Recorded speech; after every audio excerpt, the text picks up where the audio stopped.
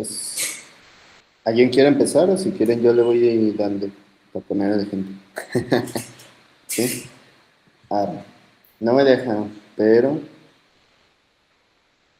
tengo Mac, entonces no tengo eso de Windows y puntito, pero creo que ahí más o menos sale. Es como abrazo, sombrerito y piecitos. Abrazo porque, pues sí, me gusta mucho ser así como muy afectuoso, abrazar a la banda y mostrarle cariño. El sombrerito porque me gusta mucho salir a bailar y los piecitos porque también me gusta, pues nada, ir al bosquecillo ahí. No tanto de senderismo, como cañón, pero sí, este, caminar ahí en ese río. Ya estoy. Y me pueden decir Chava o Sereno. ¿Quién sigue?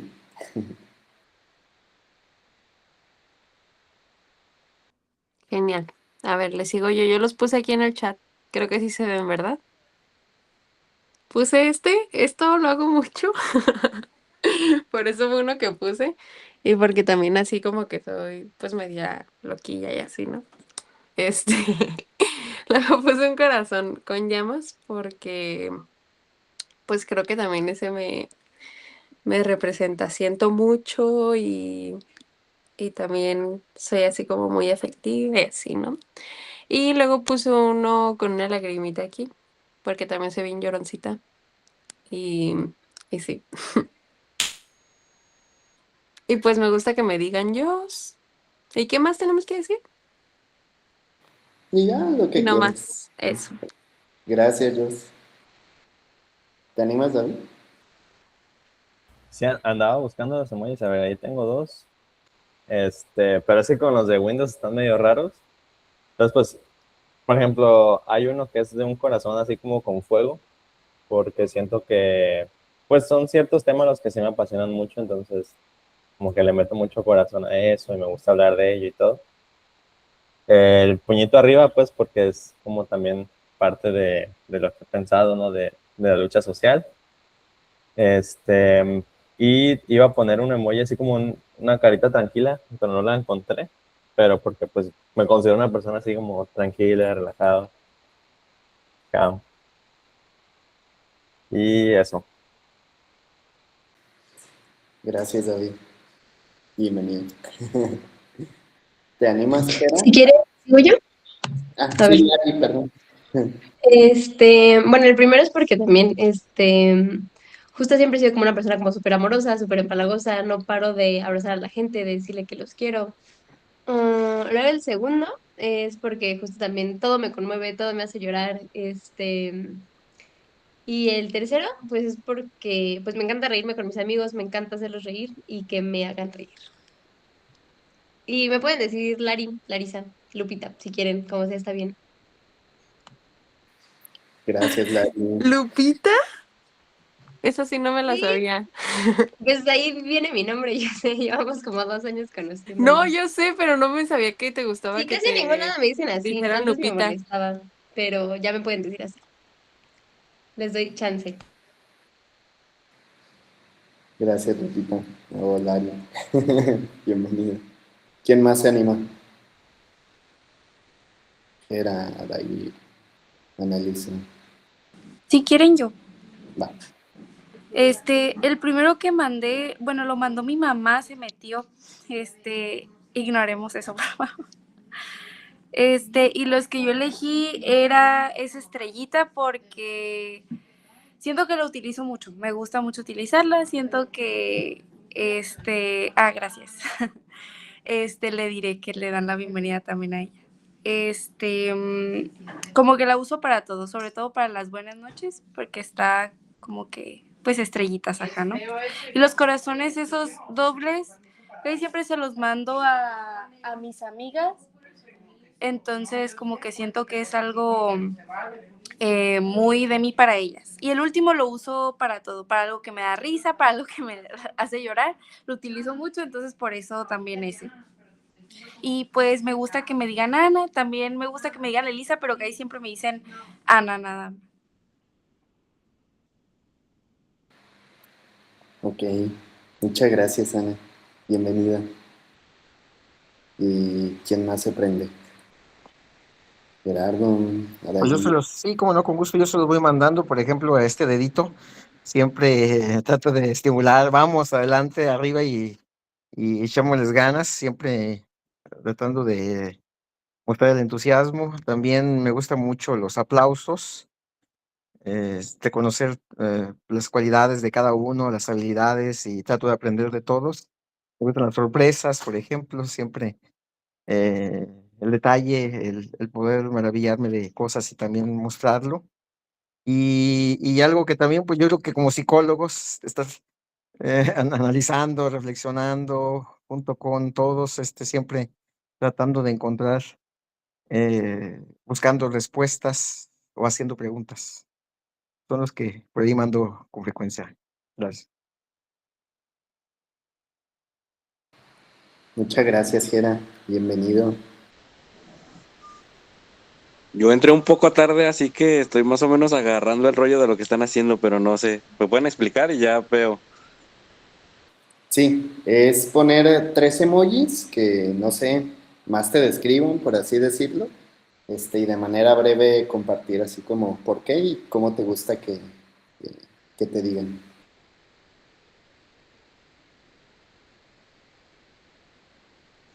Ok, voy a buscar en las emojis que más he usado. Va, va, va.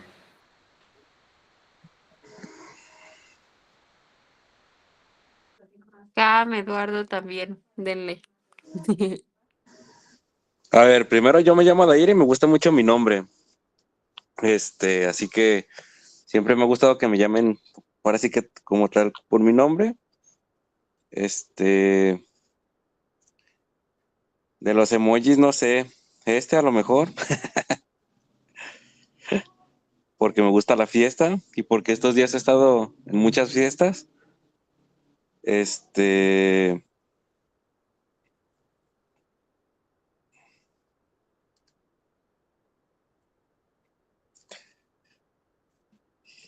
es que están medio raros los emojis aquí. Se puede mandar en el chat, ¿no? Sí, está bien.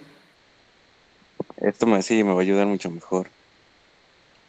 Uso mucho también, porque no sé, el corazoncito blanco me gusta porque no es como el típico rojo que muchos usan. Y por supuesto, es uno también de los que más uso. Porque regularmente pues me la paso reflexionando o haciendo alguna crítica o estudiando algún tema, porque también estudio filosofía, entonces, pues ajá. Qué chido. Muchas gracias, Adair. Bienvenido también. ¿Quién más falta? ¿Quién más se anima? Yo me animo, yo me animo. Eso. Hola, yo soy Camila. Mis amigos me dicen Cam o Mila. Y de emojis, pues no, o sea, los voy a explicar porque no estoy en el celular, entonces la compu no tiene emojis. Uso mucho corazones en general, pero el que más uso es el rosa con una flecha cruzado. No sé, me gusta mucho pensar como que es Cupido y que te lanza algo. También uso una que es como una estrella, pero no es como una estrella fugaz, sino como es la estrella y tiene como brillitos a un lado. No sé, yo lo uso como para animar a mis amigas, como increíble. Y el otro, creo que es uno sacando la lengua. No sé cuál es, hay muchos sacando la lengua, pero uno de esos. Como que, no sé, nomás. Y ya, es todo. Qué chido, Cami. Muchas gracias. ¿Quién más se prende? ¿Ya acabamos? Hola, no, no, no. Adelante, Hola, adelante. ¿qué tal? ¿Cómo están? Buenas noches.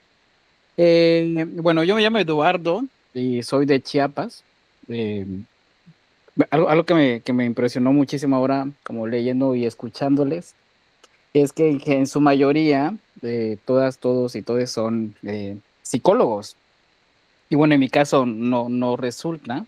Yo encontré como este proyecto, como en una cuestión por el trabajo con infancias.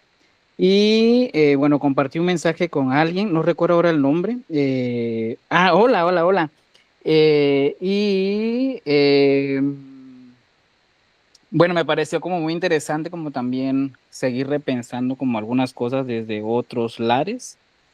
Y bueno, yo compartí tres emojis. Uno tiene que ver con el caracol, pero eso es porque, bueno, podría pensarse que es por el movimiento zapatista, ¿no? Por un lado, pero también creo que como lo pienso como un proceso, ¿no? Y entonces decimos que los caracoles enseñan a ir lentos, pero seguros, ¿no? También como esta carita, no sé cómo decirla, como con la risa hacia arriba, no sé cómo nombrarla, pero tiene que ver con que soy muy tímido y entonces, a veces como esa timidez la pongo ahí, ¿no?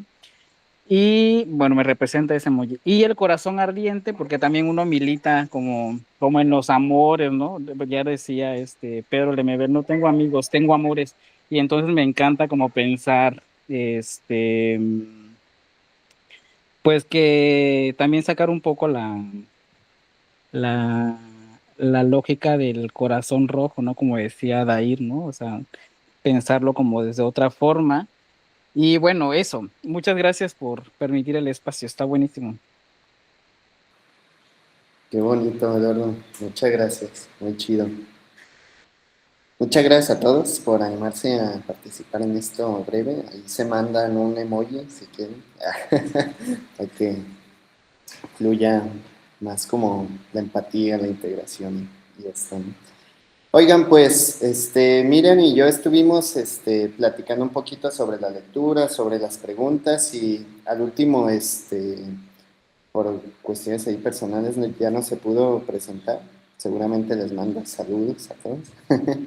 Y bueno, hice como una especie de dinámica para hacerlo así como un poquito dinámico. No he estado en las ocasiones anteriores, pero si hay algo que sea importante que me pueda estar saltando, con gusto me pueden interrumpir. No pasa nada. Puse dos ruletas. En una están las preguntas y en otra están como las personas. Igual si no hubo chance así como de leer, pues no pasa nada. Creo que estamos aquí como para compartir. Y este y pues nada más. Espero que, que les guste, que sea dinámico también. Y ahorita se los pongo. A ver. No sé si ya se ven. Sí, ya. ¿Sí, verdad? Va. ¿Están listos? ¿Listos? Pues bueno. El texto es se llama Guerra y Salud Mental de Ignacio Martín Baró. Y pues más o menos son como 10 paginitas. Entonces vamos a darle. Le damos play a la pregunta. Y ay, no se ve, toma. Ya se ve. ¿Cuáles son los tres términos con los que califica la guerra? ¿No? O más bien si los recuerda, si alguien nos logra recordar no solo cuáles son, sino quizás solo uno de ellos, quizás los tres, yo sé. A ver, no me acuerdo si eran exactamente esos, pero creo que hablaba de la violencia, la temporalidad y el otro no me acuerdo. A ver si hay alguien que se acuerde por ahí. ¿Quién la ayuda? Yo sé.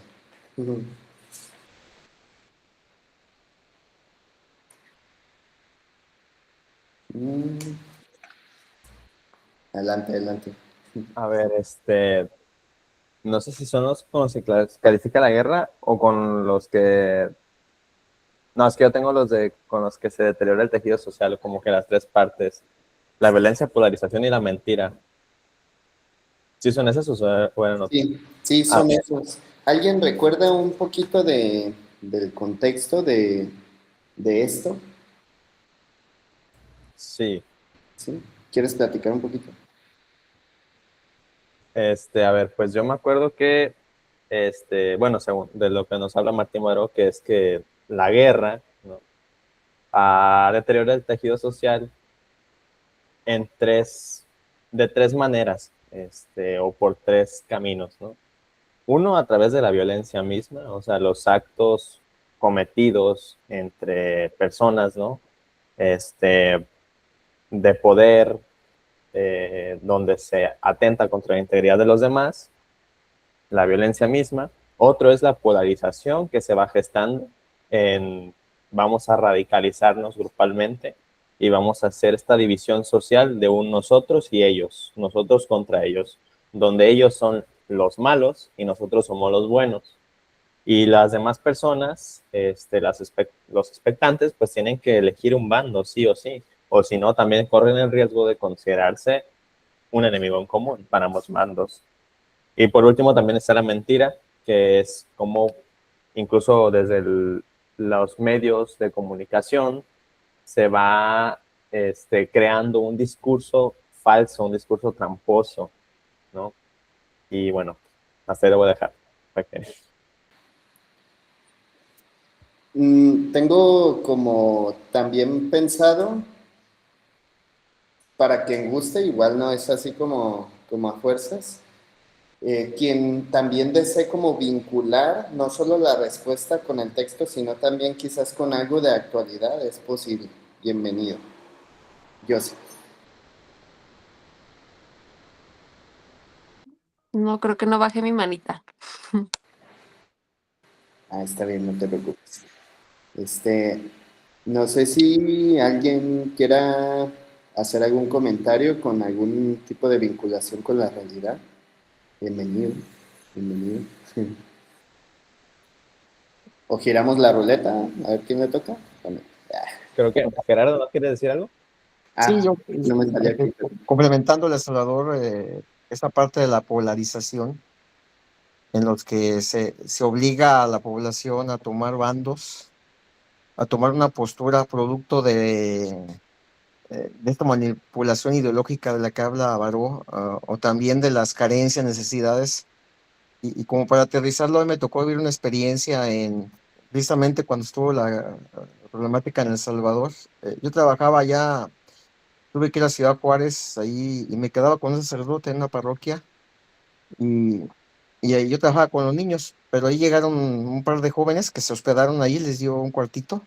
Ya en la noche que convivimos platicando con ellos me decían que ellos estaban con los militares en El Salvador porque desertaron, porque ellos, los jóvenes, tenían que involucrarse con la milicia para poder inclusive sobrevivir, los obligaban y tenían que pues hacer lo que les pedían, inclusive pues en contra de su pueblo, y pues, algunos chavos mejor desertaban y huían, ¿no?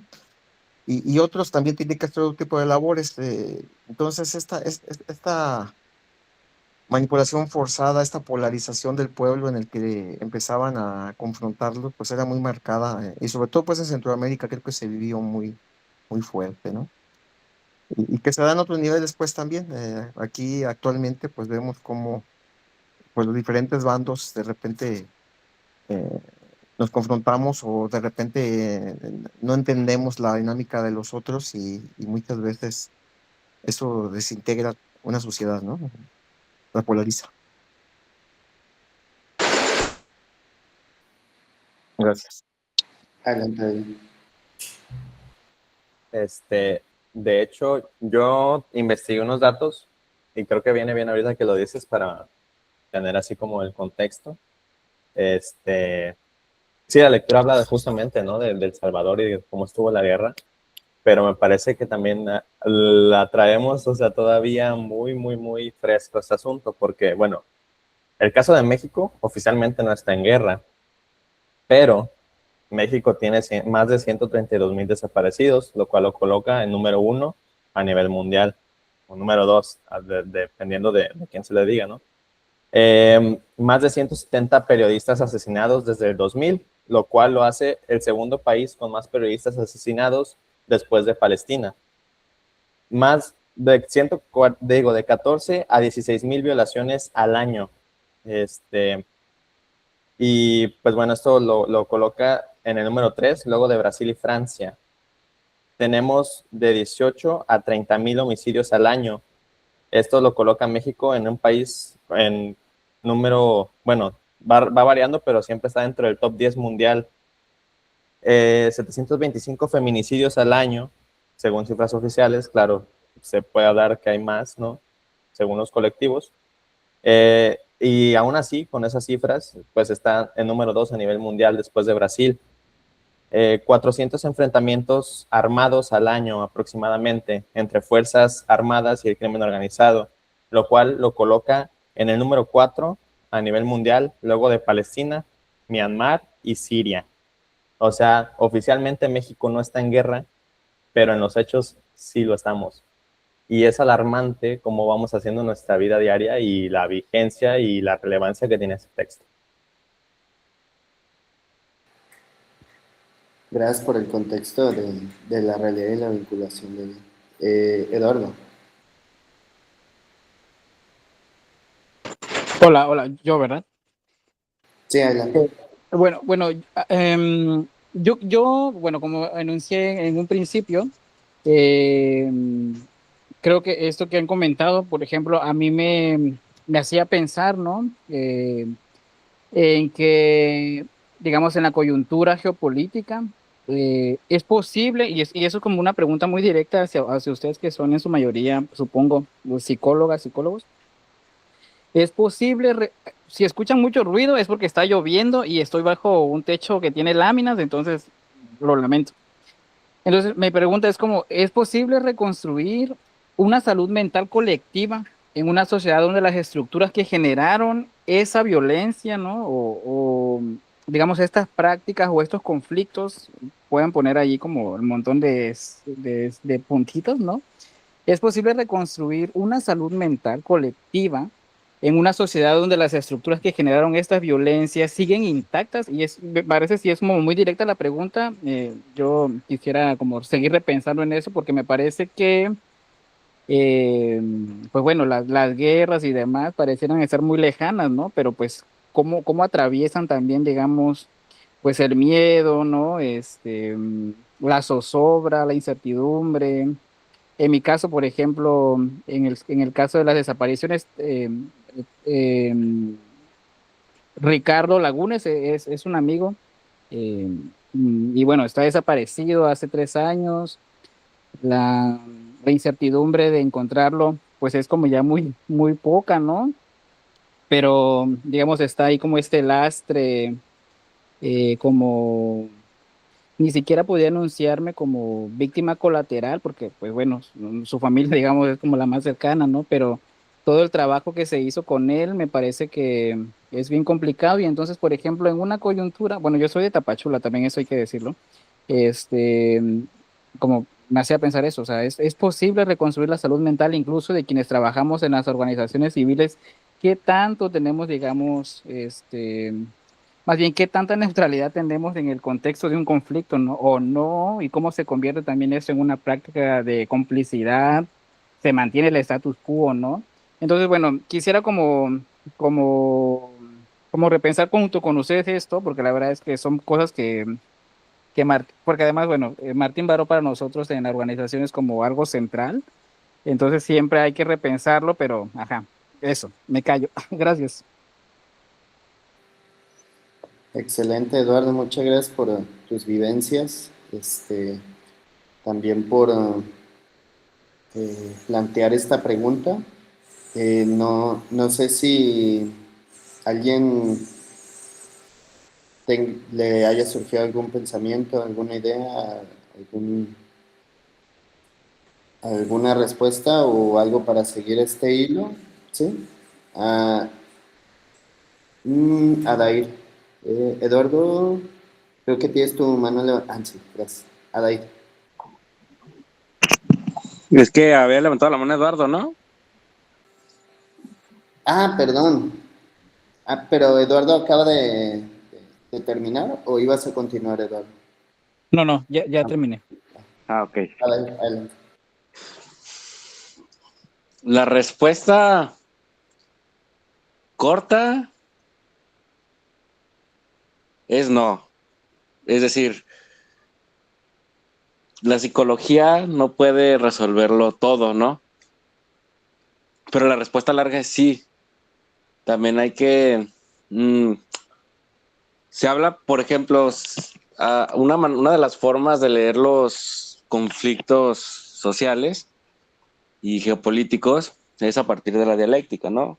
Y Marx fue el que puso como muy arriba este concepto de la dialéctica, el pensamiento dialéctico. Es decir, que en la contradicción hay una superación de la propia contradicción, y a partir de eso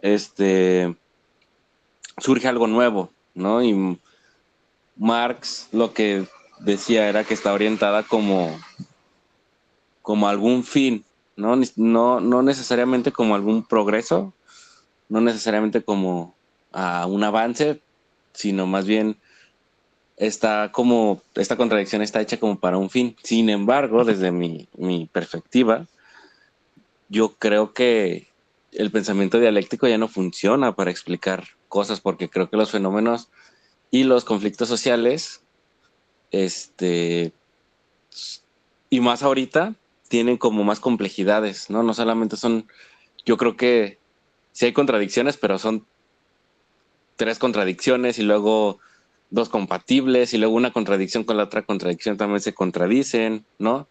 Etcétera. Entonces creo que hay una serie de más complejidades. Entonces, entendiendo esto, sí se puede, a partir de este tipo de cambios y luchas sociales, porque al final y al cabo, la postura, por ejemplo, que haya tomado Martín Barro respecto a la psicología social, hizo un cambio, generó un cambio, ¿no? Y entendiendo como los procesos históricos que son lentos y generacionales, también son lentos, no sé, yo me imagino como que la mayoría de los que empezamos a adentrarnos en temas de problemas sociales, y de toda índole, pues, que nos afectan, o temas geopolíticos, como que entendemos que este cambio, más bien que somos como parte de un cambio,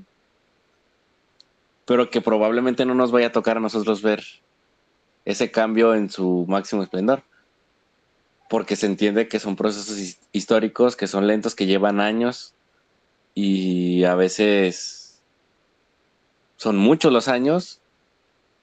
Entonces creo que ahí nace como el corazón de la lucha, ¿no?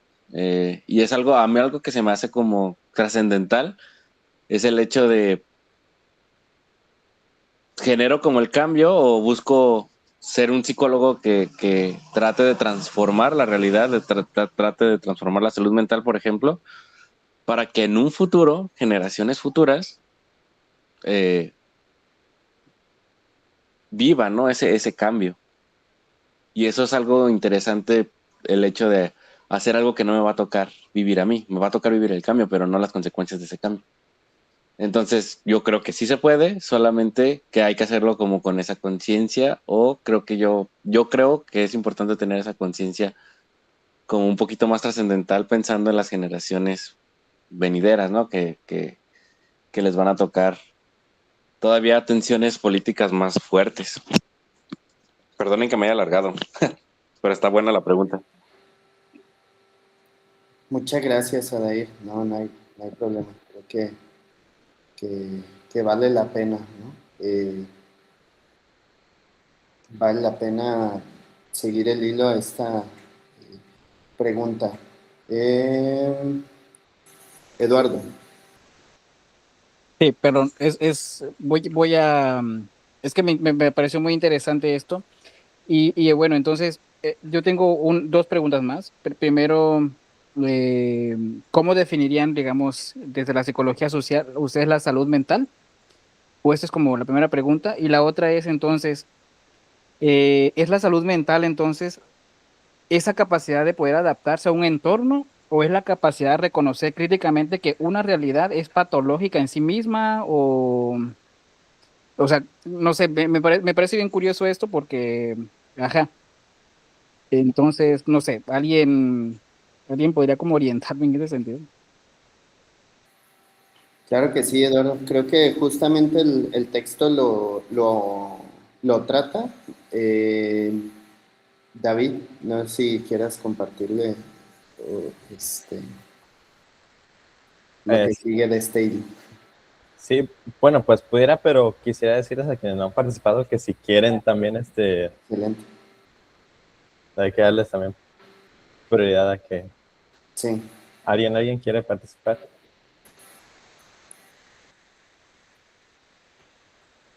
adelante, Cami.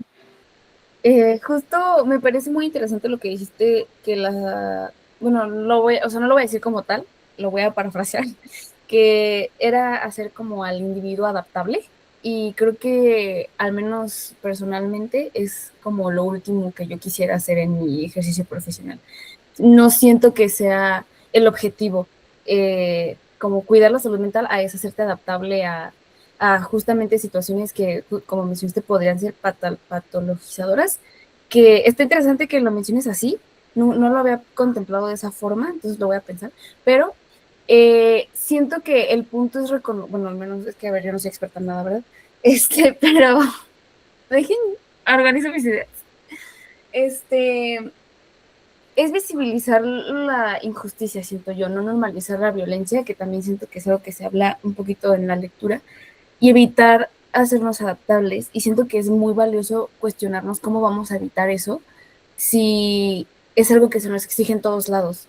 En todos lados se nos dice como que simplemente seguir la corriente, ¿no? O sea, como por qué cuestionarnos y como por qué tomarnos un tiempo que el tiempo que no hay, o sea, no hay tiempo como para yo sentarme y justamente, por ejemplo, estos círculos se supone que eran presenciales y era, o sea, y lo hemos hablado en otros círculos de lectura, literal nuestra cotidianidad nos exige hacerlos en este espacio y de noche porque no hay tiempo para otros espacios, no sé si me doy a entender.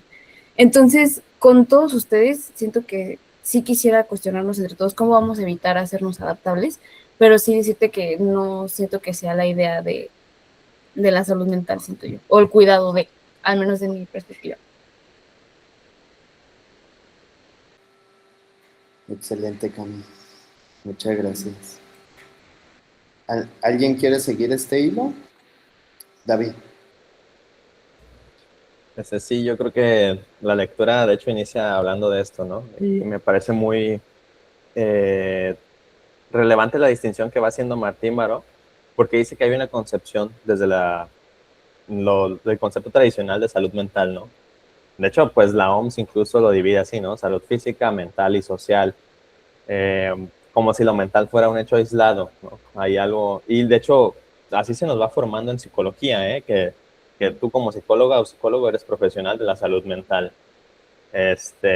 Como si ya dice terminara todo, ¿no? Pero dice que pues esta es una propuesta justo que se define, incluso de hecho así lo va haciendo el DCM, la va definiendo como un individuo funcional en su entorno, ¿no? Así es como sería una persona sana mentalmente, un individuo funcional en su entorno. Pero Martín Maró dice que pues hay que ver a la salud mental o hay que darle otro concepto, otra nueva conceptualización, perdón, que es como una dimensión de las relaciones entre las personas y los grupos. También ahí hay algo, ¿no? De salud mental. Y yo creo, bueno, Martín Baró también nos dice que es una visión de afuera a adentro, ¿no?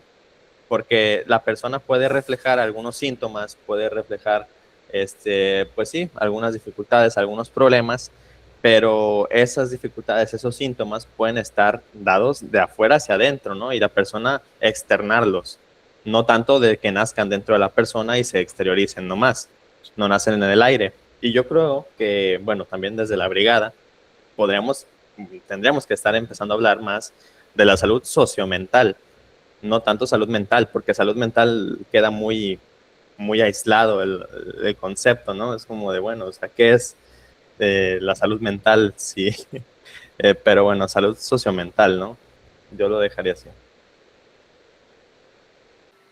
Excelente, David. Yo quisiera seguir ese hilo que cada uno hemos venido así como tomando, y quisiera subir casi en la última, no, en la última página del texto. Martín Barón lo menciona de esta manera ya desde desde una mirada, eh, por así decirlo, reconstructiva, ya aunando una comprensión diferente de lo que es la salud mental, y dice, si la base de la salud mental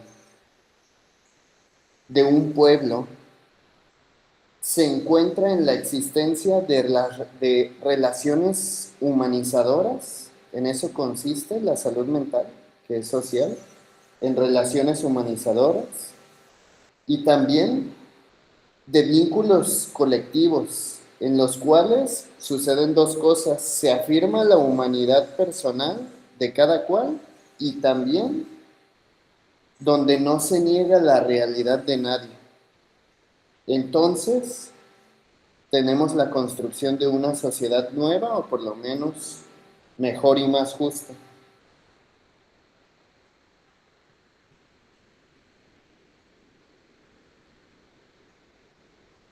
No, no sé si alguien guste agregar todavía más a este hilo.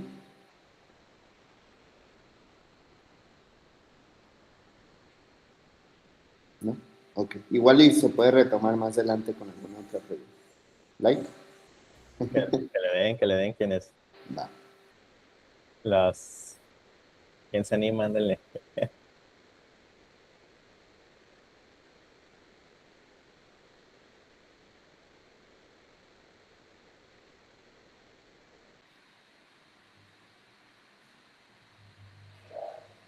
Todo mal. A ver, ahí dice.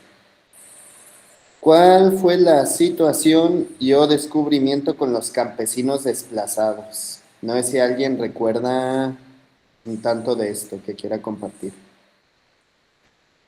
Aunque no sea todo, quizás un poco. ¿Quién se anima? ¿Alguien que no haya participado o giramos la ruletilla?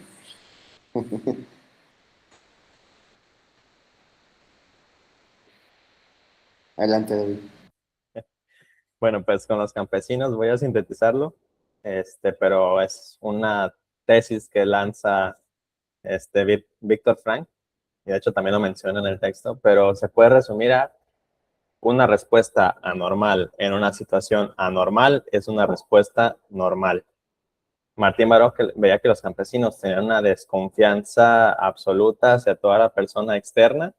Entonces, dice, no, estos compas pues están todos paranoicos, ¿qué les pasa, no? Pero ya después veía, ¿no? Como de dónde venía todo esto, por qué estaban tan desconfiados del entorno, de las demás personas que venían fuera de la comunidad, y pues dice, ah, tiene sentido. No, no es una enfermedad mental. Está ahí en mucho aislado. Excelente, David. Sí, creo que lo englobas muy bien en esta idea. ¿Alguien más quiere decir algo de esta pregunta, de lo que comenta David? Bueno, yo voy a tomar la palabra. Va. Creo que pienso mucho en distintas situaciones con respecto a eso, acerca de hablar de una persona con algún trastorno, cuando en realidad su contexto es lo que hace que la persona se suponga, según los criterios del DSM, tenga un trastorno. No podríamos hablar, no sé, por ejemplo, de las madres. Ay, perdonen, hay mucho ruido de mis hermanos. Esperen. Creo que tienes como cancelación de ruido porque no lo escuchamos. ¿No se escuchó? No. Órale, empezaron a hablar mucho. Pero bueno, ¿qué decía? Bueno, que pensaba, por ejemplo, en las madres buscadoras, ¿no? Si no se tomara su contexto dentro de un posible diagnóstico, podríamos hablar de que tienen depresión, hablar de muchos trastornos, ¿no? Pero es en realidad La realidad más bien es que su contexto es el que está provocando todos estos síntomas, ¿no? Tener una hija, un hijo desaparecido. ah, Como dice David, pareciera que no estamos en guerra, pero estamos en un contexto de guerra. Creo que sí es necesario que hablemos más acerca de lo que está pasando fuera de la persona que dentro.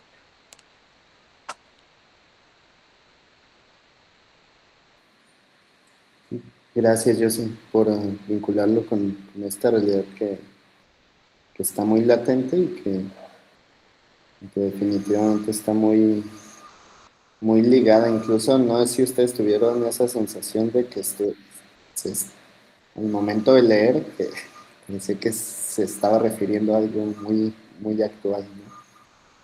Adaí. Ah, perdón, Larisa, perdón.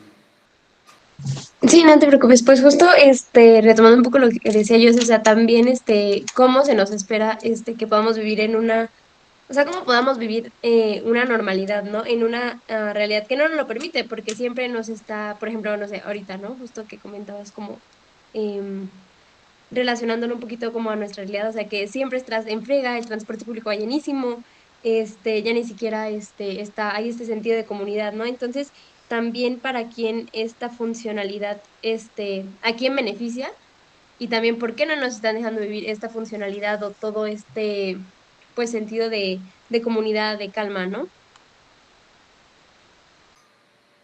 Adaí. Sí, también abonando un poco a lo que decía, creo que Jocelyn, este, el otro día estábamos reflexionando al respecto al DSM, ¿no? Eh, Dos críticas como muy particulares.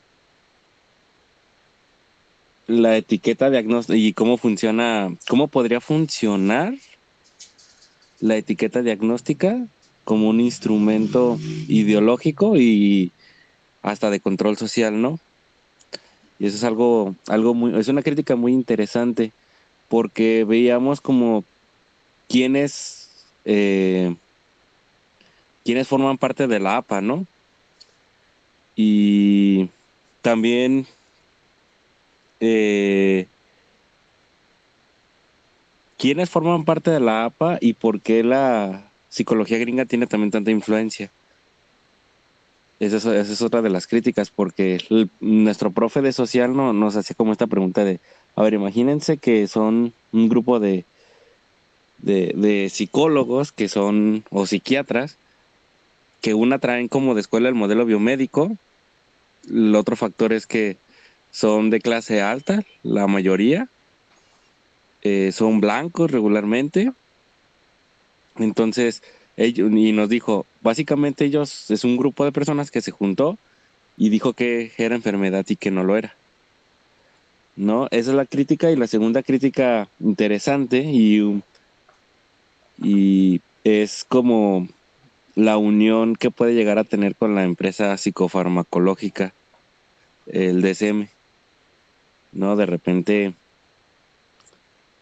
se tiene como esta crítica de que la estructura del DSM está hecha para patologizar cosas o situaciones o personas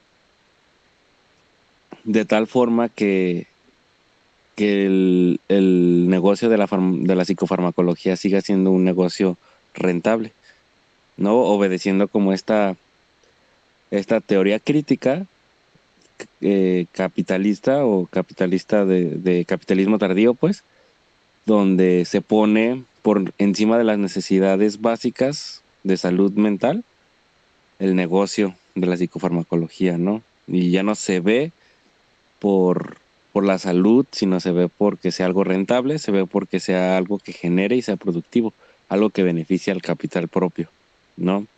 Entonces, eso es muy interesante. Rey. Gracias, Adaí y Lari. José. Ah, sí, iba a decir un comentario que por acá mi amiga yo es que anda conectada, pero no puede prender su micro.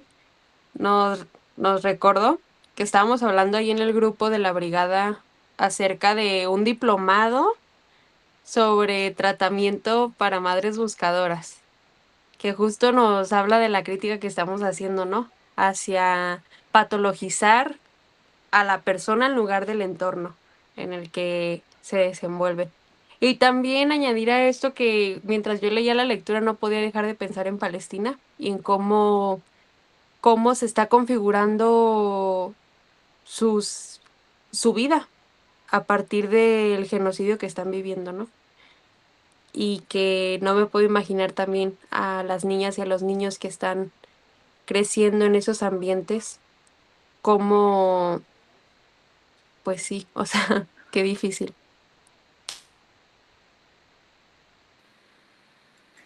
Sí, tuve una sensación muy similar de que estaba leyendo algo respecto a Gaza. Incluso en momentos también a mí se me venía a la mente las madres buscadoras. Muchas gracias, José, también. ¿Alguien quiere seguir este hilo o vamos con el siguiente? Siguiente. Va.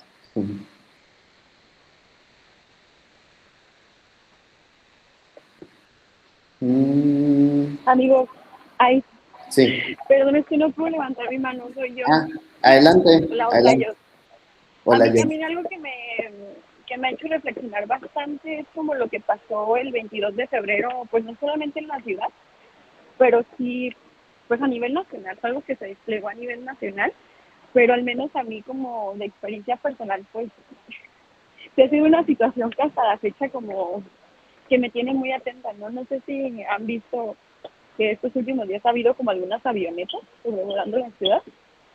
Y justo hoy por la tarde dije, güey, ¿qué posibilidad hay de que estas avionetas sean? Porque se aproxima una guerra, ¿no? Y después dije, bueno, güey, no estoy tan lejos de la guerra, porque pues este contexto violento nos persigue. Ya hace una semana, si me escucho bien es que estoy en la calle, discúlpenme. Ay, perdón, me escuchan las Sí, amiga, no mortalitas. nos puede escuchar. Digo, no nos puede ver, nos escucha nada más. Ah, sí. No, pero sí me escuchan. Sí, O sea, amiga, sí te escuchan todo mi escuchas. ruido. Sí, No, se están pasando todas las mortalitas. Ah, como, pues de repente dentro del discurso, esta enajenación que tenemos sobre lo que es vivir un contexto de violencia, ¿no? Porque, bueno, yo veía las características que mencionaba Martín Baró, como la mentira, la polarización de las partes, ¿no? Y dije, güey, pues esto es algo que nosotros estamos viviendo actualmente, ¿no? Y no solo porque no solamente estamos viviendo una guerra con el narco, sino pues una guerra mediática incluso, ¿no? Por ejemplo, esa vez que fue lo del 22 de febrero, se utilizaba un discurso hacia el Mencho como el delincuente más peligroso del mundo, ¿no? O sea, llegué a escuchar que ese tipo de comentarios o de titulares había como en otras partes del mundo, siendo que eso invisibiliza porque el crimen organizado se gestiona pues de una red sumamente coordinada. O sea, ese día simplemente vimos como de manera simultánea se desplegó pues toda la situación de violencia. Entonces, pues, eso a mí me hizo preguntarme como, pues, realmente qué tan lejos estamos como de estos contextos que se hablan, ¿no? O por qué los sentimos tan distantes, porque incluso creo que esta naturalización de la violencia, pues, es un impacto, ¿no? Entonces, es un impacto de los efectos de esta misma violencia como pues porque tienes que sobrevivir. O sea, ese día, a los días tuvimos que salir a las calles aunque tuviéramos miedo porque teníamos que trabajar. ¿No? Entonces creo que también es necesario hablar de esos impactos, porque también habla de que estamos empezando a tolerar y que la violencia siempre escala. Y ya, la digo. Muchas gracias, Jos. ¿Alguien quiere seguir este hilo de Jos? Adai, adelante. La... Cuando sale la psicología de la liberación, salen obviamente pues en un contexto violento de Latinoamérica, pero también, si no mal recuerdo, porque la verdad tengo muy vago el recuerdo, sale una filosofía que es la de Michel Foucault. No sé si alguno de ustedes conoce o haya leído a Michel Foucault. Y él habla acerca de justo del ejercicio del poder, ¿no? Porque hasta cierto punto de la historia, el ejercicio del poder se había visto como algo aplastante, algo muy explícito, ¿no? Incluso hasta la fecha creo que está un poquito internalizado de esa forma, como cuando hablamos del poder del narcotráfico, nos imaginamos armas, probablemente violencia o cosas así. Pero Foucault, que es uno de los filósofos de la sospecha también, y su visión es cómo es que se van normalizando las prácticas, algunas prácticas, ¿no? Y cómo es que se va decidiendo quién tiene poder y quién no tiene poder.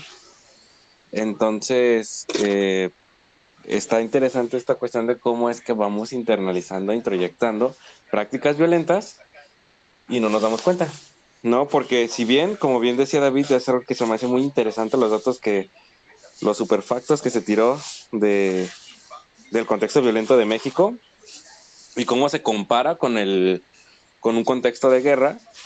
La guerra termina siendo un poquito silenciada, ¿no? Porque los contextos violentos son puntos, o sea, se hacen en puntos estratégicos, pero las narrativas o lo que se cuenta es otra cosa, ¿no?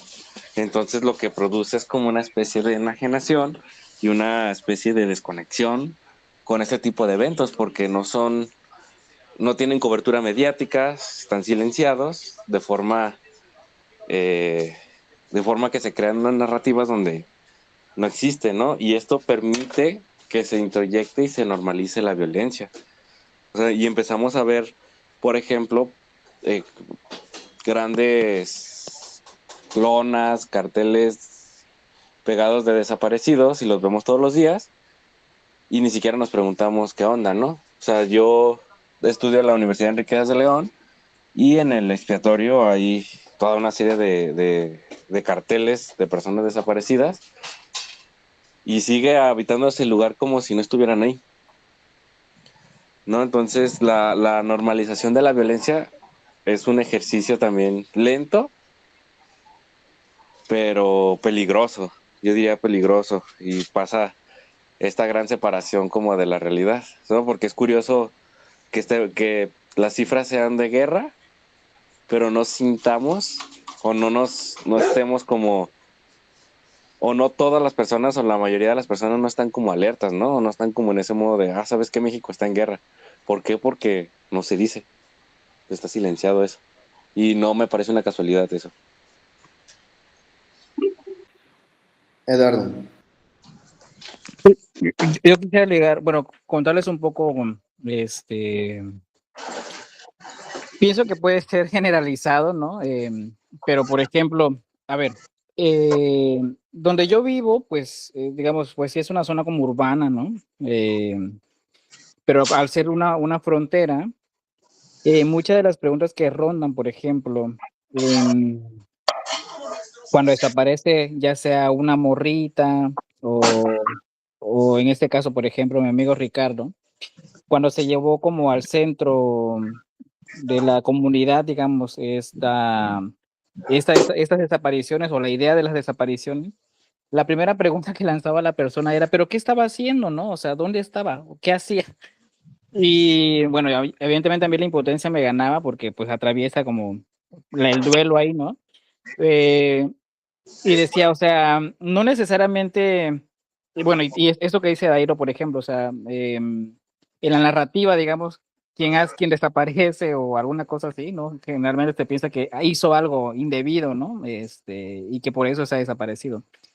Y bueno, en el caso de Ricardo, pues era un defensor del territorio y yo no sé, y es un poco lo que sigo como preguntándome, ¿no? Porque su hermana, pues siempre nos lleva como a pensar esto, ¿no? Es decir, por ejemplo, podemos reconstruir ¿no?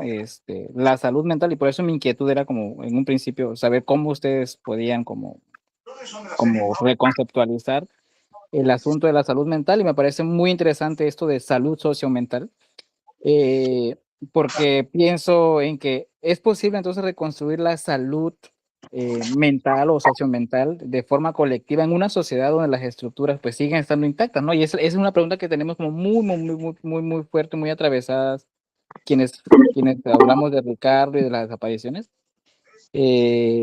Y bueno, en ese sentido también como pensamos y lo cuestionamos mucho a su hermana, ¿no? O sea, ¿de qué manera como mantener, digamos, la neutralidad científica en este caso de Martín Baró, ¿no? En este contexto específicamente, o sea, hasta dónde se va o más bien dónde se limita o no se limita la neutralidad científica, ¿no? En estos conflictos.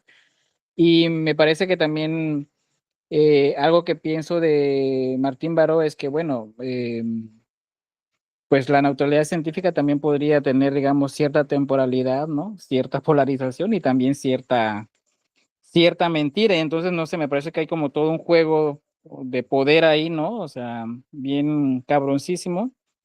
Y pues no sé, de pronto podemos caer como en complicidades o no necesariamente, pero me parece como muy interesante esto que comento. Muchas gracias, Aaron. Yo sé. Sí, me llamó mucho la atención esto que comentaba Dair acerca de que estamos viviendo en un contexto pues de guerra, pero como que no lo hablamos, ¿no? No hablamos como tal de que estemos viviendo una guerra.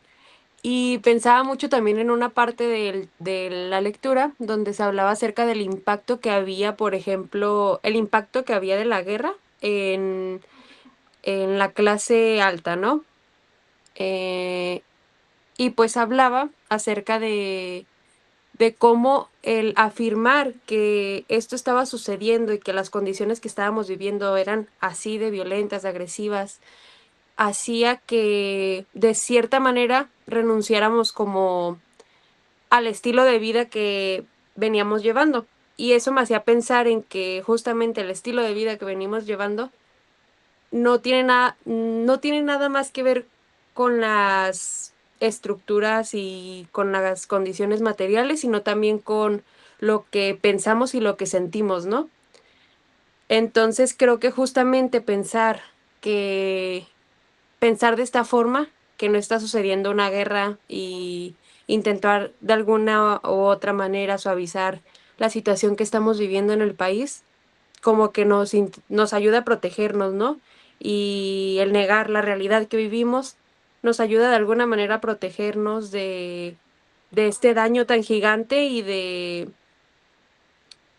sí, y creo que por eso como que no admitimos y no muchas otras personas también no estamos dispuestas y dispuestos a apoyar ciertas causas también. O sea, pienso en muchas cosas, pues, pero eso, en general. Gracias, yo sé. David. Yo creo que también algo a retomar un poquito de lo que ha estado platicando Eduardo también, de la salud sociomental, pues es un trabajo que también como psicólogas, como psicólogos, pues tenemos que empezar a realizar. ¿Y por qué? Porque todo este malestar, ¿no? Toda la manera también en la que se abordan los problemas, también tenemos responsabilidad en ello, ¿no? Y tenemos la responsabilidad también en cómo lo nombramos. Yo creo que también eso es un buen punto de partida, el empezar a nombrarlo como salud sociomental para que se logre incluir esta parte de la salud social dentro del concepto, ¿no? Y que pues no es algo que esté dividido, ¿no? Sobre la neutralidad científica, pues yo creo que eso también es un criterio muy, pues ya ves, que se da mucho en las cuestiones, ¿no? De que, es que si no tiene neutralidad no es una ciencia porque no es objetivo. Pero yo aquí también voy a retomar un poquito del trabajo que he estado estudiando de Elizabeth Lira. Ellos atendieron a ellos. ¿Quieres decir algo? Dale despuesito de ti, yo creo. Va, va. Este, bueno, Elizabeth Lira, ella trabajó con víctimas de violencia luego de la dictadura chilena, ¿no? En la cual derrocaron a Salvador Allende. Y, y ella habla que la forma en la que se trabajaba con las víctimas era desde un principio de no neutralidad.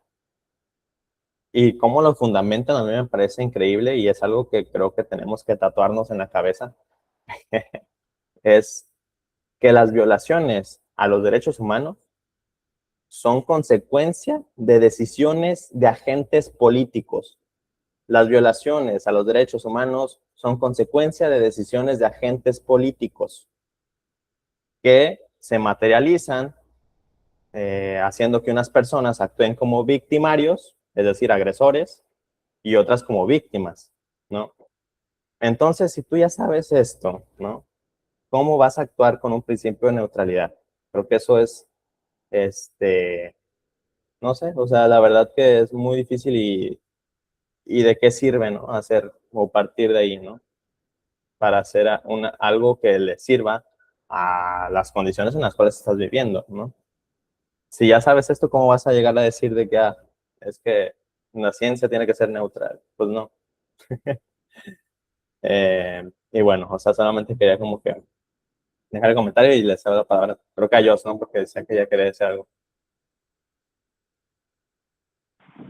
Adelante, Ya Jos. también. Pues justo me quedé como pensando en lo que decía yo del por qué no se nombra y lo que dice David, ¿no? Desde dónde se nombra. Y creo que insisto en esto, ¿no? De que el no nombrarlo de esa forma es incluso un impacto, ¿no? Es una forma de afrontar toda esta violencia que nos atraviesa, porque nombrarlo, yo me preguntaba eso, ¿no? O sea, sin nombrarlo, ¿en qué lugar nos posiciona? A todos. O sea, no solamente a nosotros como personas, no iba a decir interventoras, pero eso está muy mal. Bueno, como personas que se involucran y que también viven eso, ¿no? Entonces creo que nombrarlo, pues implica abrir una herida que va a doler bastante, ¿no? Porque también significa que hay que hacer algo o que alguien tiene que hacer algo. Y al menos aquí en nuestro contexto más próximo, que es la hermosa ciudad de la zona metropolitana de Guadalajara, pues la vida va muy rápido, ¿no? Incluso más rápido de lo que incluso nosotros mismos podemos alcanzarla. Entonces también sería como preguntarnos si realmente no se logra, ¿no? O como dice David, ¿no? Si se le da otro tipo de términos, porque también pienso que está como muy individualizado. Entonces, pues ya, solo iba a decir eso. Gracias, Jos. ¿Adaí? Sí, dos cosas. También la opinión de la neutralidad. Es bastante complejo, bastante complejo hablar de neutralidad como concepto científico, ¿no? Porque haciendo una crítica o un análisis crítico de la ciencia, partiendo de la visión de Karl Popper, un crítico y filósofo de la ciencia muy bueno, y partiendo como de esa crítica, decíamos, por ejemplo, de cómo la ciencia se usa o se empieza a colar con ciertos discursos, ¿no? Una de las críticas que se le hacía, por ejemplo, la biología en cierto tiempo histórico dijo que se hacía alusión a que el cuerpo de una mujer estaba hecho para la reproducción, ¿no? O para, para tener hijos, ¿no? Y se justificaba con argumentos supuestamente científicos porque la ciencia puso la mirada ahí, ¿no? O por ejemplo, otra de las grandes críticas que se le hace a la ciencia es este sesgo sobre el cuerpo femenino, ¿no? Algo había leído recientemente acerca del síndrome de ovario poliquístico, ¿no? Que se le quería quitar como el nombre de ovario poliquístico porque la razón central no es el ovario, pero se le ha dicho así, y que tenía también, por ejemplo, el síndrome tenía el nombre de un hombre, porque lo descubrió así, ¿no? Entonces, la pregunta surge aquí, ¿qué tan real, o sea, qué tan realmente neutral es la ciencia, ¿no? Por ejemplo, así por irme a un ejemplo muy extremo, la creación de la bomba atómica, qué tan neutral fue eso, ¿no? Que, la agenda de un gobierno que financia las investigaciones científicas es neutral. Eso es como otra de las preguntas, porque eso influye completamente hacia dónde se van a dirigir las investigaciones científicas y sociales, ¿no? Entonces, eh, sí, pues básicamente era lo que quería decir sobre la neutralidad. Excelente, muchas gracias, Adal. ¿Alguien más gusta seguir este hilo? O pasamos a la siguiente pregunta. Va, seguimos. No sé si se alcanza a ver. Dice, ¿cómo empezar a responder? Esta pregunta la agarré como tal del texto, ¿no?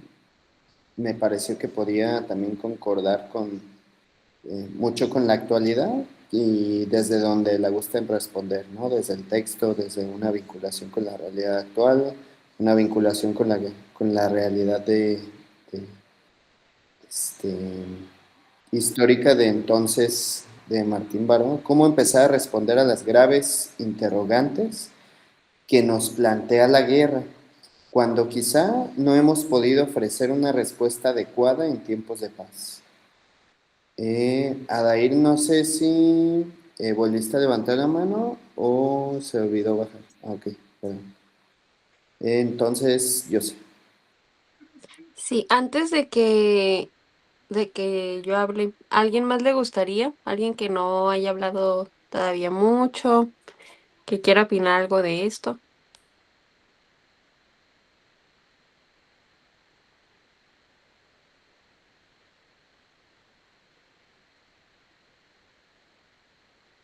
Bueno, creo que no. Este, pues primero me preguntaría, ¿no? En realidad, ¿hemos estado en tiempos de paz en algún momento?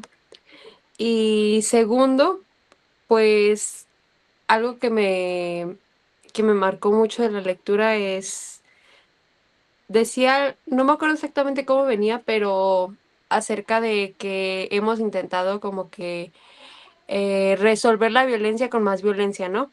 Y creo que eso es algo fundamental, imaginar otros caminos posibles donde no exista las mismas herramientas, porque hace poco estaba viendo un clip de Rita Segato que habla que tenemos que inventarnos más palabras, porque si seguimos con los mismos conceptos, no combatimos lo que estamos intentando combatir, sino que nos convertimos en eso. Hablaba de una chica que decía, no, es que las mujeres tenemos que tener poder y tal, cuando en realidad no es eso lo que se busca, o sea, sino buscar y crear otros caminos que sean distintos a los que ya se han ido gestando, ¿no? Desde antes y desde toda la vida, ¿no? Entonces creo que para mí eso es principal. Creo que eso ya se escuchó mis hermanos, ¿no? Bueno, ahora sí, eso hasta ahí me dejo, hasta ahí me quedo, perdón. Wow. Gracias, José. ¿Alguien gusta seguir este hilo de la pregunta, de lo que comentó José? Vamos a lo que sigue. Ponía aquí en el chat, David, la psicología no puede ser neutral cuando la APA hace con el DSM lo que los conquistadores con la Biblia. También si alguien gusta comentar algo de esto, igual de lo que comentó José o la pregunta, adelante. ¿Seguimos? Va, siguiente pregunta entonces.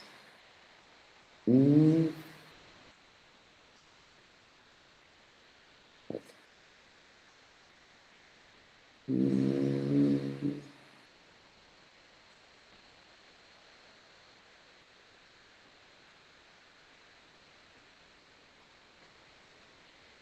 Ok. La nueva pregunta dice, ¿qué le preguntarías a Martín Baró? Traca.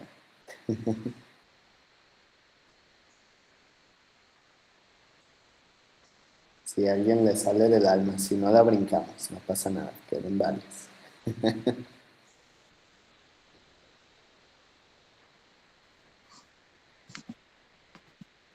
Adair, adelante. Yo, o sea, yo sé que Martín Baró es la figura representativa de la psicología social en Latinoamérica, ¿no? Como una respuesta a la psicología social anglosajona, que es la europea, ¿no? Es decir, una busca controlar, eh, sí, uno busca como el control y la psicología de la liberación busca eso, liberar de estructuras, ¿no? Pero yo me preguntaría, y creo que sí está pasando, pues, no creo que un movimiento así no termina en una época histórica, pero por ejemplo, en esta era, y aquí parte se combina como otra teoría filosófica que se llama el tecnofeudalismo, ¿no? De manera muy resumida, es un grupo de personas que van controlando o manipulando lo que se ve en redes sociales, ¿no? Lo que vemos, lo que consumimos todos los días en redes sociales. Y esto, a su vez, va moldeando nuestra ideología y nuestra opinión, ¿no? Y nos convierte a nosotros también como objetos de consumo. ¿En qué me refiero? Con esto a que, por ejemplo, Facebook vende vistas, ¿no? Y las vistas somos nosotros. Y es lo que vende a empresas, entonces nos volvemos como un medio de negocio. A todo esto, obviamente, a este factor, si bien las ideologías antes era a través de propaganda y todo, hoy también sí es así, pero empieza a haber otro tipo de cosas, ¿no?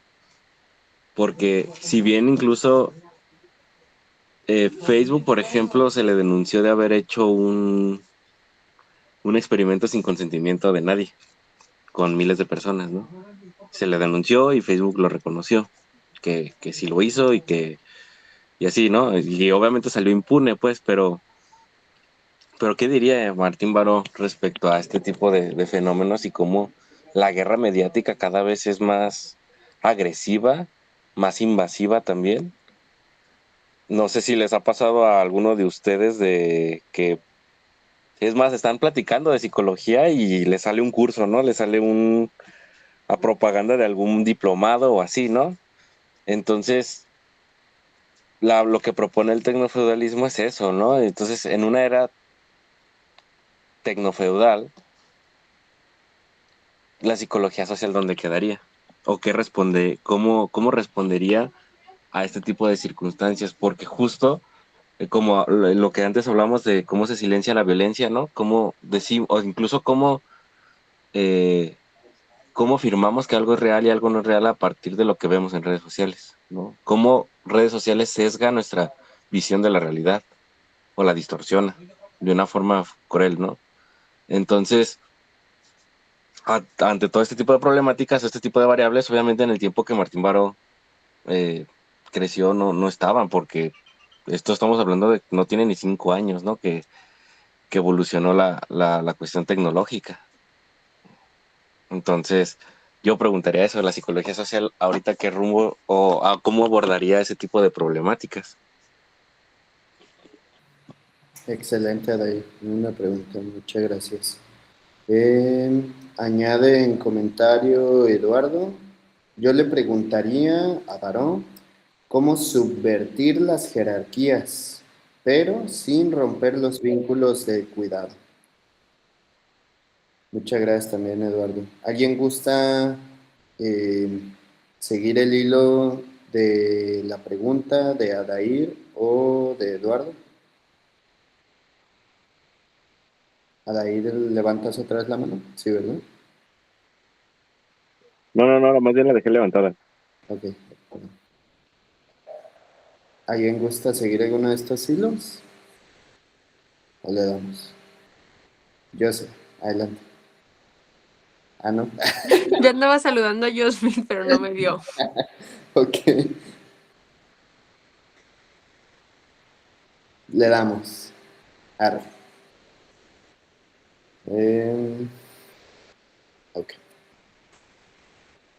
Siguiente. Dice, si no se constituye la salud mental en un estado individual, entonces ¿en dónde? No sé si alguien recuerda más o menos. Me decía varón.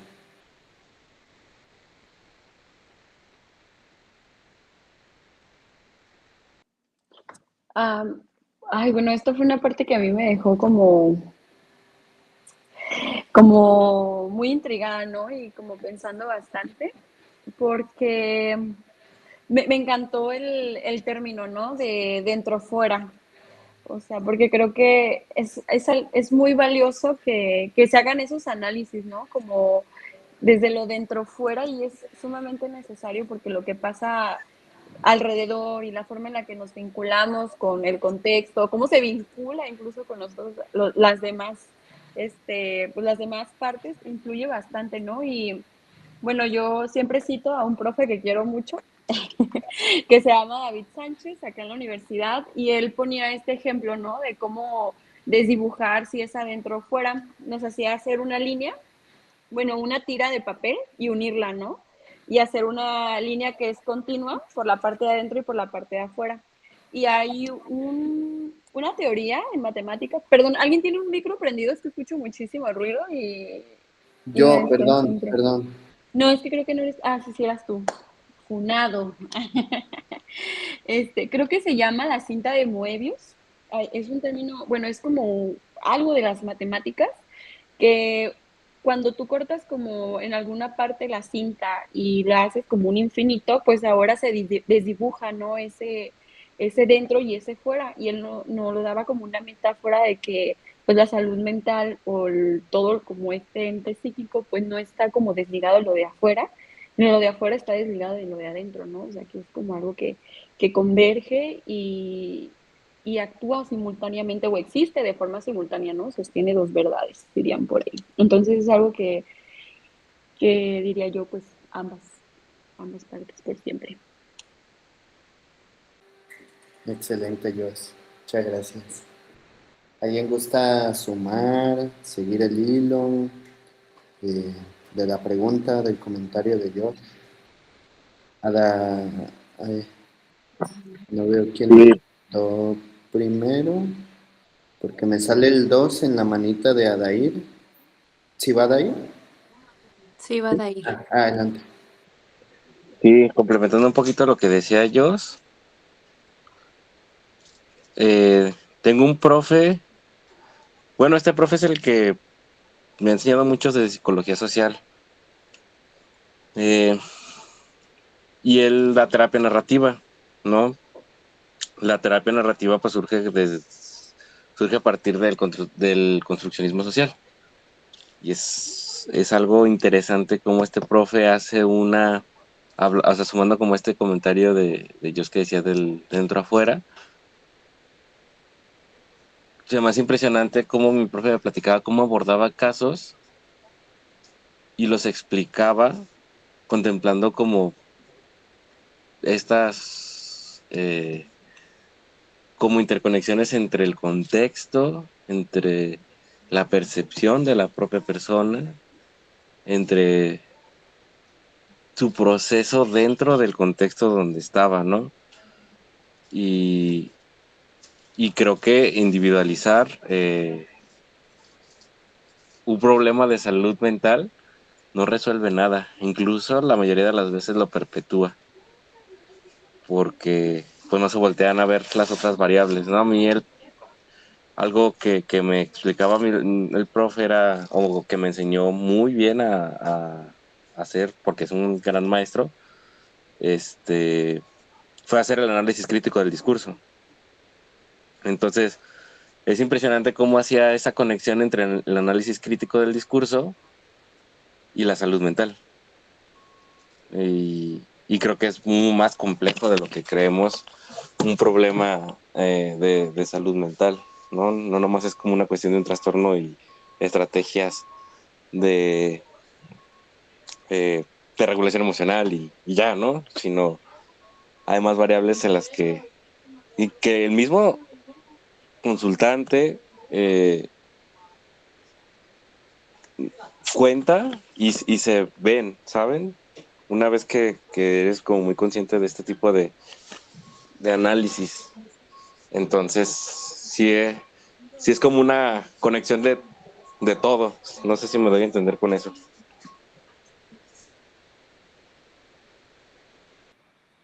Sí, excelente, Adair. Gracias. No sé si alguien guste sumar a la pregunta, el comentario de Jose o de Adair. Seguimos. Va. Mm, mm.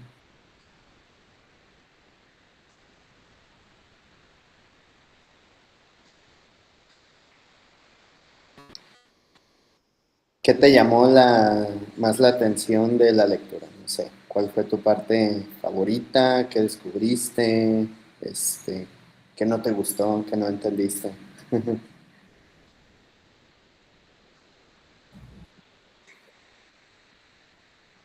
David. Perdón.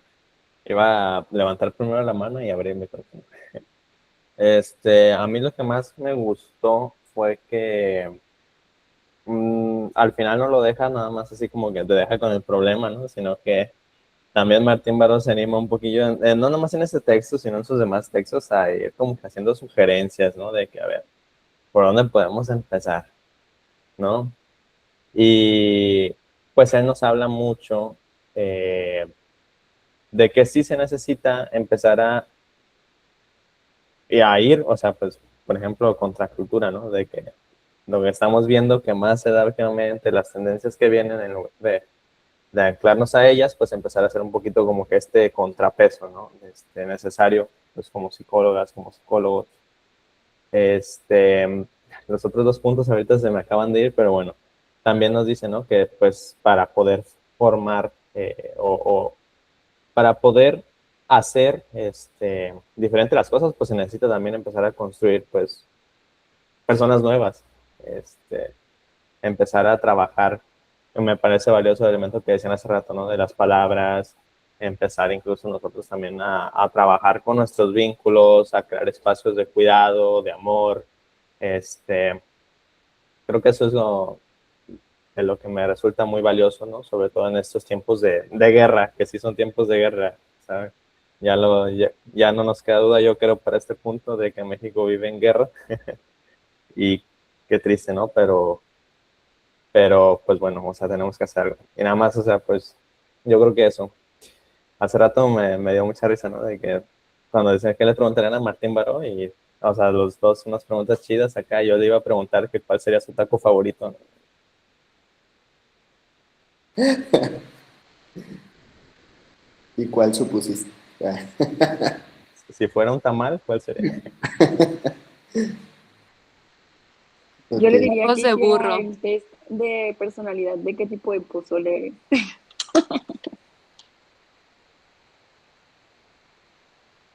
Esa va a ser la dinámica de presentación de la próxima sesión.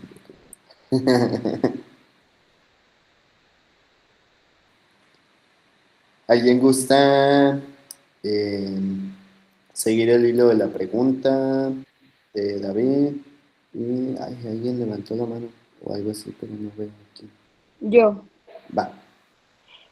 A mí algo que me llamó la atención y que me dejó pensando y me dejó intranquila, eso fue lo que no me gustó de la lectura, que me hizo pensar, que me incomodó. Vaya, fue como cómo aborda el concepto de salud mental.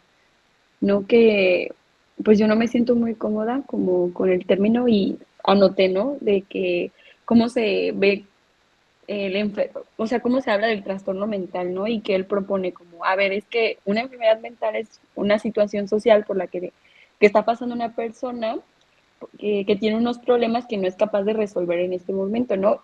O sea, y se califica a partir de que la forma en la que está actuando, la forma en la que lo está afrontando es algo impropio, ¿no? Entonces a mí como que me dejó de que, fuck, es verdad, ¿no? O sea, ¿desde dónde viene como este, como esta varita de juicio, ¿no? De propio, impropio, ¿a qué? ¿O a dónde? ¿Para quién? ¿No? Entonces, fue algo que ahorita me tiene como pensando y bueno, quiero compartir algo como más personal. Yo ahorita estoy empezando un proyecto de acompañamiento psicológico, yo me acabo de graduar y yo soy poser de la clínica porque neta no sé nada de teoría como de como, o sea, sí sé pues de las teorías como clásicas, pero es porque me chocan, ¿no? O sea, y porque para mí me genera tanto conflicto la forma en la que enseñan pues la clínica, al menos en la universidad, que he estado trabajando como en una forma o en una base epistemológica y ética desde la cual a mí me gustaría acompañar, ¿no? Y sin duda, siempre que leo a Martín Baró es como, bro, tú ya sabías muchas cosas. O sea, me cae muy bien. Un beso hasta donde esté. Entonces, creo que esto fue como algo que me quedó mucho, ¿no? O sea, como para trabajar con las personas con las que llegue a encontrarme, trabajar junto a las personas con las que llegue a encontrarme, ¿no? O sea, cómo están siendo estas formas de afrontamiento, ¿no? Porque luego también pensamos como que las personas no están haciendo nada cuando está como la situación o el problema, cuando la realidad es que sí, ¿no? Entonces también vale mucho la pena como rescatar qué sí se hace ya, ¿no? Y a partir de eso construir y como ya se ha hablado bastante, que menciona la lectura, como eh, entretejer o conectar como relaciones humanas a partir de eso, ¿no? O sea, crear una red de apoyo, enlazar, que creo que ya tiene que ver más como un acompañamiento psicosocial, que me encantaría que pues todas las perspectivas partieran de ahí, ¿no? De un acompañamiento psicosocial que mucha falta hace, porque terminan siendo revictimizantes y responsabilizan únicamente al individuo, quien tiene que controlar lo que siente. Y pues ya. Boom. Excelente, Jos. Muchas gracias. Eh, bien, quité la presentación, porque la idea es como ya empezar a ir cerrando. De mi parte, muchas gracias. Lo disfruté mucho, mi primera vez en este círculo de lectura. Es un gusto coincidir con ustedes. Voy a seguir viniendo, claro que sí. Y espero les haya ahí gustado o algo por el estilo de la dinámica. Y de mi parte es todo, no sé si hay avisos psicoparroquiales o algo así. Ya, sí, adelante. No, pues yo quería agradecerte, Sereno, por este espacio. La verdad que me encantó mucho la dinámica que tuvieron a Miriam y a ti. Y un gusto también, o sea, conocerte. Qué chido que te estés interesando pues bueno, ya te vas a graduar, ¿verdad? Pero también en acercarte a este espacio, ya sabes, bienvenido. Y pues nada, yo creo que nos podríamos estar horas y horas hablando de estos temas, ¿no? Entonces, qué chido, la verdad. Yo en algún punto dije, a ver si no se van bajando cada vez más personas de la llamada, pero no, nos estuvimos aquí hasta el final y qué chido, o sea, es una muy buena señal y ojalá pues cada vez podamos más personas entrar y más personas acercarse para ir haciendo más de estos círculos. Muchas gracias, ¿no? A todas y a todos por estar aquí y por aportar.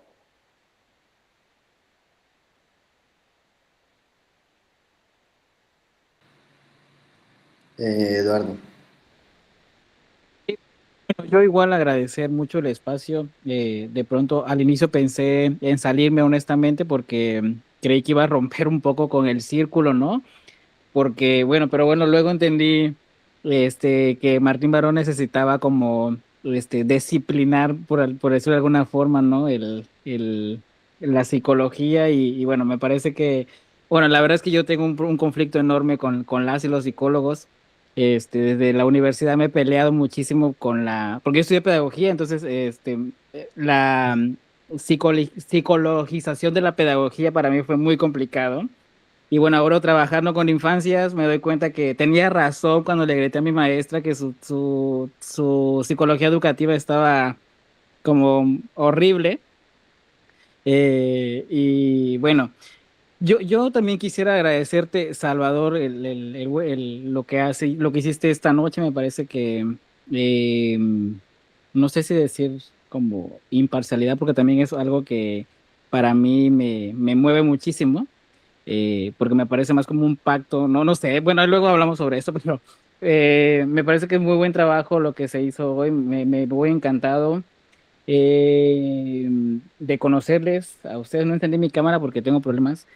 Y bueno, yo lo que me quedo de esta noche es que la salud mental, por supuesto, no puede ser algo que se posee, ¿no? Es decir, en un contexto como lo que vivimos, no creo que no se posee la salud mental. No sé si, si se siga pensando en que hay que recurrir a tener una salud mental sana. No sé, me quedo como con muchas preguntas en torno a eso.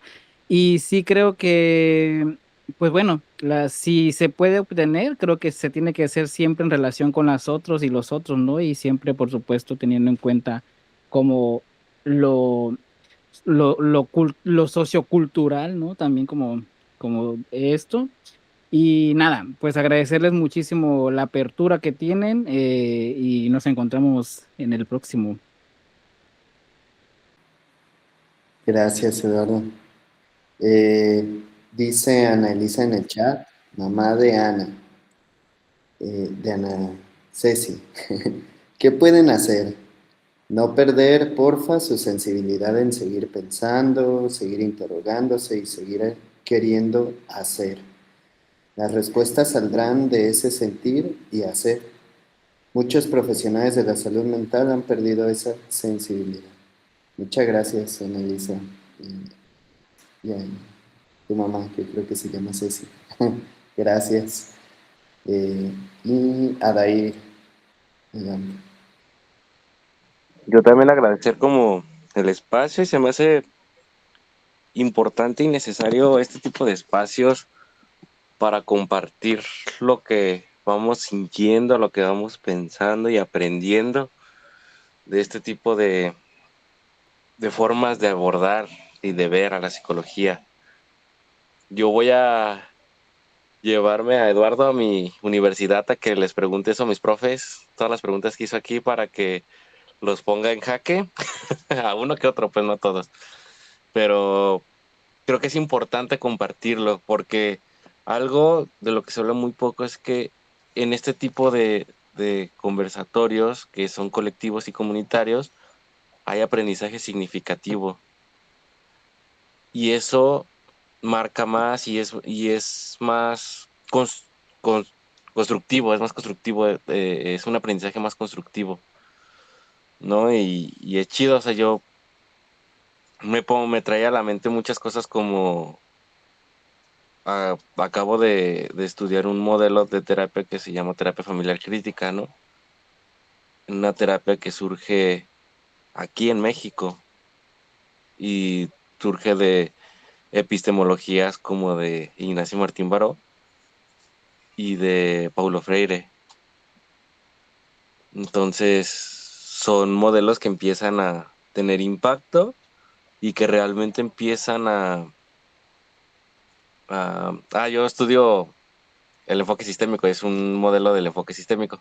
Entonces, contemplan muchísimo la variable del contexto. O sea, incluso el mismo modelo tiene una forma que le llama patologías estructurales, ¿no? Como una patología estructural atraviesa la salud mental de una persona. Y eso es algo muy interesante y muy esperanzador que un autor lo haya querido poner en un modelo terapéutico, ¿no? Cuando la mayoría de los modelos individualizan. Entonces, este tipo de cosas me hacen pensar en eso, me hacen pensar y recordarme que, que la formación como psicólogos tiene que estar marcada por este tipo de visiones. Si no estamos perpetuando otro tipo de cosas, ¿no? O estamos siendo menos conscientes de las posturas que tomamos al respecto. Entonces, nada, nomás agradecer como este espacio. A mí me gusta mucho, me aprendí mucho, me gustó mucho escucharles a todos los que participaron. Gracias, Adair. Si va Gerard Eduardo, pues nos comparten. Si va a tu universidad. A ver qué pasa. Este, si no hay nada más que agregar, pues hasta aquí nos quedamos. ¿Hay algo más que agregar? ¿No? Yo creo que todo bien, muchas gracias. Pues ahí nos ponemos de acuerdo para el siguiente círculo. Si lo quieren organizar presencial, ahí lo sometemos a mayoría de votos, ya saben. Pero si es presencial, pues yo no podré acompañarlo, pero de todos modos ahí estoy al pendiente de lo que se ocupe. Si es en línea, sí nos vemos. Les Gracias. hacemos meeting. Yo te vamos a funar, yo. ¿A cuál? A ti. Ajá, a ti. Güey, se me quedó pegado y así el dedito hacia abajo, se los juro. Díganme Yosmi, porque luego no sé quién le hablan. Sí. Para que si me van a funar, me funen bien, por favor. Muy bien, Yosmi. Descansen. Que descansen, Buenas bye. noches. Muchas gracias. Buenas Bye. noches, chicos. Hasta luego. Un Bye. abrazo. Bye bye. ¿Qué onda? ¿Qué onda? Hola, es que aquí está mi mamá.